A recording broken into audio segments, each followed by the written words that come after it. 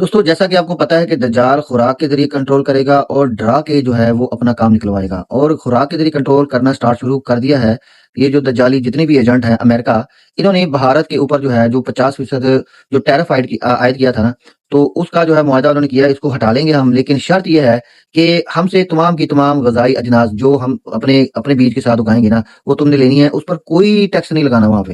اس غذائی اجناس پر کسی قسم کا ٹیکس نہیں ہوگا، اور جو تمہارے کسان اگائیں گے اس پر جو ہے تقریباً 20 یا 25% جو ہے اس پر بات چل رہی ہے کہ یہ ٹیکس لگے گا، چاہے وہ ملک کے اندر بیچیں چاہے ملک سے باہر بیچیں، ٹھیک ہے نا۔ اب ہوگا یہ کہ جب امریکہ کی جو غذائی اجناس یہاں پر آئیں گی، یعنی کہ اس ہائیبرڈ بیج سے پیدا شدہ جو غذائی اجناس ہیں، ٹھیک ہے، تو جب ملک کے اندر آئیں گی، انڈیا کے اندر، اور اس کے بعد جو وہاں کا کسان ہے وہ جو اگائے گا وہ مہنگی ہوگی، جو امریکہ سے آئے گی وہ سستی ہوگی، تو لوگ کیا کریں گے، وہ جو امریکہ والی جو ہائیبرڈ بیج سے جو پیدا شدہ غذا ہے نا وہی خریدیں گے، اور یہاں کے کسان جو ہیں وہ بدزن ہو کر اپنی کھیتی باڑی چھوڑ دیں گے، اور یہی کام انہوں نے پاکستان کے اندر بھی کرنا ہے، اور پاکستان کے اندر اسی کی بات سنی گئی ہے کہ بھائی انہوں نے ایک قانون لانے والے ہیں، آئی تھنک لا چکے ہیں، اس کا کنفرم نہیں ہے، لیکن اس کی بازگشت ہے کہ بھائی ہائیبرڈ بیج کے علاوہ کوئی بھی شخص جو ہے وہ ان کی کھیتی نہیں اگا سکتا، اور ہائیبرڈ بیج ہی دجالی بیج ہے، یہ در حقیقت ون ٹائم اس کی کھیتی ہوتی ہے، اور دوبارہ کھیتی اگانے کے لیے آپ کو انہی کا بیج دوبارہ لینا پڑتا ہے، اور جو قدرتی بیج ہوتا ہے وہ اس کی پیداوار تو تھوڑی ہے، اللہ کو پتا ہے کہ اس کی پیداوار تھوڑی ہے، لیکن یہ بات سمجھ لیں، غور سے سمجھ لیں، اس کی جو غذائیت ہے اس سے 1000 گنا زیادہ بہتر ہوتی ہے،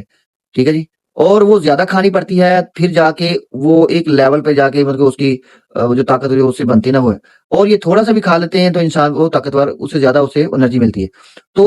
اب انڈیا کے اندر تو انہوں نے ایک جو ہے یہ قانون پاس لا کر دیا ہے امریکہ نے، اب آہستہ آہستہ پوری دنیا کے جو ممالک ہیں نا جنہوں نے یہ ایجنڈا 2030 کے اوپر جو ہے وہ سائن کیے ہیں، وہ تقریباً سارے کے سارے ممالک ہیں، شاید افغانستان چھوڑ کے، افغانستان اور رشیا چھوڑ کے، رشیا بھی نہیں مانتا ان کی بات ہے، تو انہوں نے کہا ہے کہ بھئی ہم تمہاری بات مانیں گے، تو اس کے اندر جو ہے امریکہ جو ہے سب پر جو ہے اس طرح کا جو ٹیرف عائد کرے گا، اور کہے گا ہم سے تم نے لینی ہے غذا، اور اس طرح یہ خوراک پر کنٹرول حاصل کریں گے، مصنوعی قلت آئے گی دجال کے آنے سے پہلے،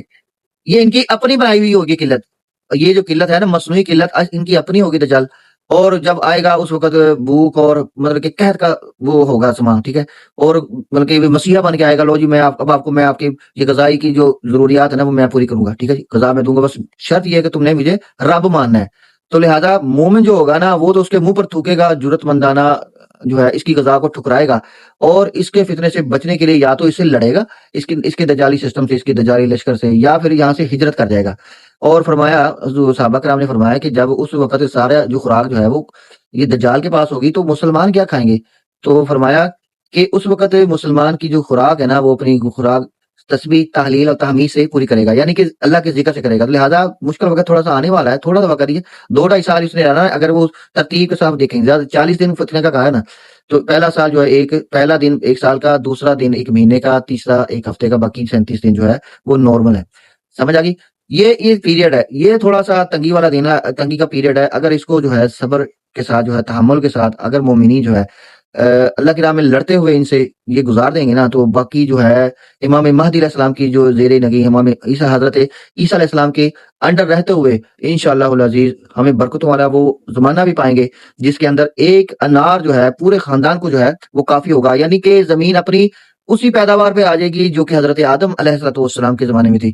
اللہ پاک سے دعا ہے کہ اللہ پاک ہمیں امام مہدی علیہ السلام کے لشکر میں کا حصہ بنائے، اور یہ بھی دعا ہے کہ حضرت عیسیٰ علیہ السلام کی زیارت بھی کروا دے۔ السلام علیکم۔